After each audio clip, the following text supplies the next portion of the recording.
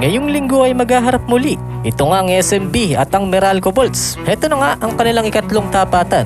Meron na nga tag-isang panalo itong magkabilang kampo. Kapansin-pansin nga dito nga sa Game 2 ay hirap itong SMB. Dito nga sa Meralco, mahigpit yung ginagawang depensa nitong Meralco dito sa SMB. At kapag si Junmar Fajardo nga may hawak ng bola ay dino-double team nga ito. Kaya dahil dyan ay hirap na makapenetrate sa opensa itong si Abay. Dahil kung man to man, malamang na magdo-dominate sa ilalim itong si Abay. Kaya ang mangyayari ay babalik sa labas ang bola para nga sa mga shooters nitong SMB. Kaya nga dahil dyan ay si CJ Perez nga yun ang una sa kanila para butasan yung kanilang depensa nitong Meralco. Kaya 34 points yung kanya nagawa rito with 4 rebound and 5 assists. At ang ikalawa ay si Junmar Fajardo na meron 17 points with 13 rebound and 2 assists. Ikatlo naman tong si Trollano, 12 points, 3 rebound and 1 assist. At ikaapat tong si Motaw Tua na merong 10 points and 3 rebound and 3 assists. At ikalima si Jericho Cruz 7 points and 2 assists. At para naman dito sa Meralco, dito nga ay pinangunahan ni Cliff Hodge na merong 25 points with 9 rebound and 1 assist. At ang ikalawa ay si Banchero na merong 16 points with 3 rebound and 4 assists. At ang ikatlo ay si Chris Newsom na merong 14 points